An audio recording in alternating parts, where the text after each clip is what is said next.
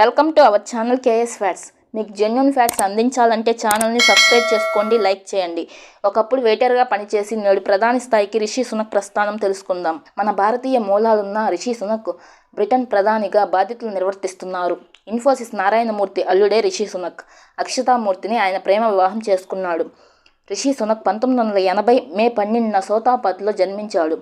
రిషి సునక్ తండ్రి యశ్వీర్, తల్లి ఉషా. రిషి కాలిఫోర్నియాలో చదువుతున్న రోజుల్లోనే నారాయణమూర్తి కుమార్తె అక్షతతో రిషి సునక్ పరిచయం ఏర్పడింది. ఆ పరిచయం ప్రేమగా మారింది.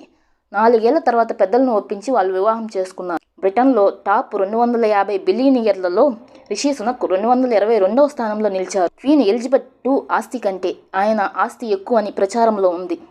బ్రిటన్లో అత్యున్నత పదవి చేపట్టిన 42 ఏళ్ల అతి చిన్న వయస్కుడిగా మరో రికార్డు నెలకొల్పారు. 2019లో జరిగిన కన్జర్వేటివ్ పార్టీ నాయకత్వ ఎన్నికల్లో రిషి బోరిస్కు మద్దతిచ్చాడు. బోరిస్ ప్రధానిగా ఎన్నికైన తర్వాత రిషికి ఆర్థిక శాఖలో చీఫ్ సెక్రటరీగా బాధ్యతలు అప్పగించారు. కరోనా సంక్షోభ సమయంలో ఆర్థిక మంత్రిగా రిషి సునక్ అద్భుతమైన పనితీరును కనబరిచారు.